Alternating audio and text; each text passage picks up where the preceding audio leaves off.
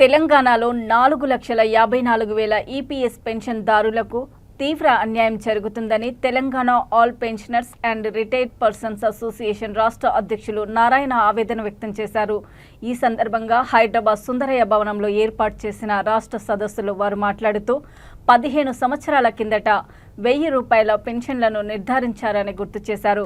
కాలక్రమేణా పెరుగుతున్న ధరలకు అనుగుణంగా నేడు 9,000 రూపాయలను పెంచి ఇవ్వాలని ప్రభుత్వానికి వారు డిమాండ్ చేశారు. గత 10 ఏళ్ల నుండి నిరంతర పోరాటాలు చేస్తున్నప్పటికీ Bhagat Singh Koshyari, I M Power Martin committee సిఫార్సుల మేరకు ఇచ్చిన నివేదికలను సమర్పించినప్పటికీ కేంద్ర ప్రభుత్వం తోసిపుచ్చిందని దుయ్యబట్టారు. పార్లమెంటులో ఆమోదం పొందిన సుప్రీంకోర్టు తీర్పు ఇచ్చినా బేఖతారు చేస్తుందని ధ్వజమెత్తారు.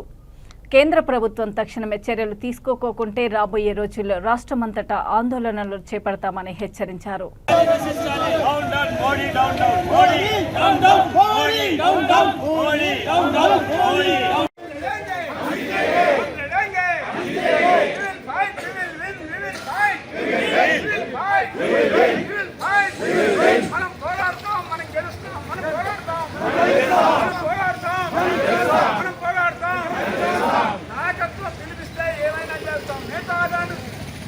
संघर्ष करो, हम आपके साथ हैं। नेतागण संघर्ष करो, नेतागण संघर्ष करो, नेतागण संघर्ष करो।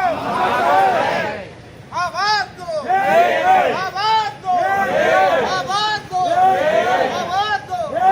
हमारी मांगे, हमारे मांगे, हमारे मांगे, हमारे मांगे, हमारे मांगे। నేను Narayana all pensioners and retired person రాష్ట్ర అధ్యక్షులు. తెలంగాణలో 4,54,000 ఈపీఎస్ పెన్షనర్లు ఉన్నారు. గత 15 సంవత్సరాల నుంచి 2014లో కనీస పెన్షన్ 1000 రూపాయలు నిర్ధారించారు. 24-25 సంవత్సరం వస్తూ ఉంది 2025. ఇంతవరకు సవరణ జరగలేదు. గత 10 సంవత్సరాలుగా ఎన్నో ఆందోళనలు చేస్తున్నప్పటికీ కేంద్ర ప్రభుత్వం కమిటీలు వేస్తూ ఉంది. 2013లో భగత్ సింగ్ కోశ్యారీ కమిటీ వేశారు.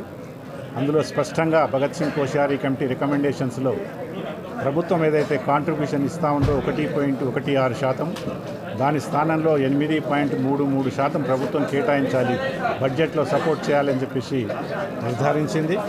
కానీ ఆ కమిటీ తీర్పును కూడా అమలు చేయక తొక్కుపట్టినటువంటి పరిస్థితి. అదేవిధంగా 2018లో హై ఎంపవర్డ్ మానిటరింగ్ కమిటీ ఇచ్చారు. దాంట్లో మినిమం పెన్షన్ పెరుగుతున్న ధరలతో లింక్ చేయాలని చెప్పేసి ఇచ్చినప్పటికీ కూడా కేంద్ర ప్రభుత్వమే కమిటీలు వేస్తూ ఉంది.